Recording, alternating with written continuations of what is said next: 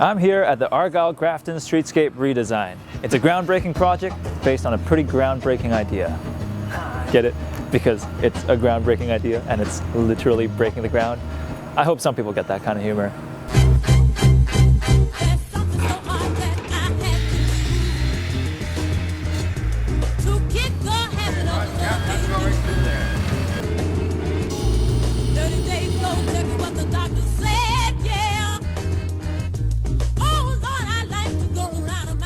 We've been hearing about the Argyle and Grafton Shared Streetscape project for some time.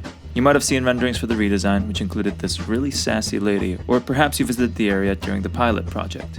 Well, after a lot of digging and rebuilding, these streets represent a whole new way to experience downtown Halifax. So what's new?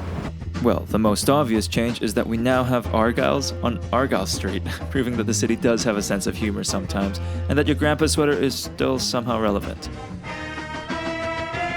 Hey, I actually like this sweater, but one of the main changes is how people use Argyle Street. This project is based on the idea that streets are for more than just moving. The really lively ones act like a public space or a plaza. And in case you haven't noticed, Argyle and Grafton Street are bumping. To accommodate all that activity, the plan is to make these streets a shared space for pedestrians and cars and bikes and skateboards, longboards and hoverboards. No, actual hoverboards. The redesign also opens up possibilities for closing the street every now and then for activities. I mean, look at all this floor space. You could do aerobics in here, so many activities. Well, if that sounds pretty complex, don't worry. The main change is actually quite simple.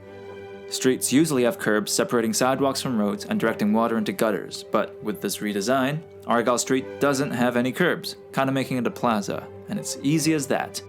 Well, who are we kidding? A project like this was a huge and complex undertaking. It meant tearing up 5,700 square meters of pavement, digging up hidden rooms, discovering an underground tunnel that turned out to be old sewage pipes, and installing 36,000 pavers, all in just one summer.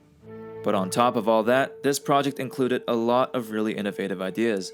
For example, these soil cells below the street are for tree roots. Usually, street trees are forced into tiny spaces, and the roots end up causing damage to roads and sidewalks. But these soil cells will allow trees to extend their roots, letting them grow much stronger without damaging the road itself.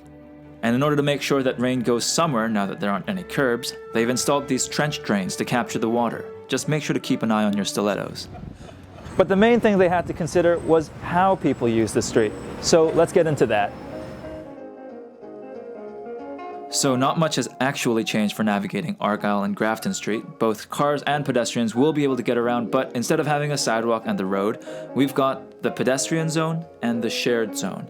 Here's a better view. The pedestrian zone is for, well, pedestrians, so no driving allowed. It's also where you'll find the patio spaces, benches, trees, public art signage, the works. The shared zone is for everyone, including cars, cyclists, and pedestrians. Yes, you heard right. Pedestrians can cross the street wherever they want. That being said, pedestrians still have to yield to traffic unless they're at a crosswalk on the street corners. Basically, enjoy the street, but make sure you still look before crossing. For drivers, Grafton Street remains a two-way street, and cars can still drive one way on Argyle, but they'll need to go slow. Because remember, it's a shared zone. Not a shared nacho zone. We've been over this. The idea behind the shared zone is to make it easier for people to ping-pong between all the different things to do in this area. The theaters, stores, bars, restaurants, conventions, and literally ping-pong. Now you might be wondering, how do you tell the difference between the two zones? Well, with this. Down here. This black bumpy line will tell you where the pedestrian zone ends and the shared zone begins. It allows anyone to both see and feel where the different zones are. This is especially important for visually impaired users of the street. Finally, curb ramps and more bumps let you know when you're approaching an intersection and the end of the shared street. Sorry to break the news, but there isn't going to be any parking on Argyle and Grafton Street, with the exception of one accessible parking spot for every block. But there are many parkades nearby, and who really enjoys parallel parking anyways? But on the plus side, 3 words. Year-round patios. Yes, removing parking spaces means you can enjoy the outdoor patio experience in February. Sounds like the most Canadian thing ever. And even without parking spaces, pickups and drop-offs are still allowed for vehicles, so you can catch a ride from a friend, grab a cab home, drop your family off for a night at the theater, and delivery trucks can still deliver stuff. Yeah. Now, there's a lot more going on here that we couldn't cover in one video, so I hope you come down and see some of the changes for yourself. But I'd also like to end on this note. There are bound to be some people that think this is just too much time and money going into a couple of roads. But it's clear that Argyle and Grafton are much more than just roads. They're places to gather, socialize, and every now and then wonder why I still visit nightclubs at 3 in the morning. It holds the heartbeat of downtown Halifax's social life, and hopefully a project like this makes that heartbeat a bit stronger. God, that was cheesy.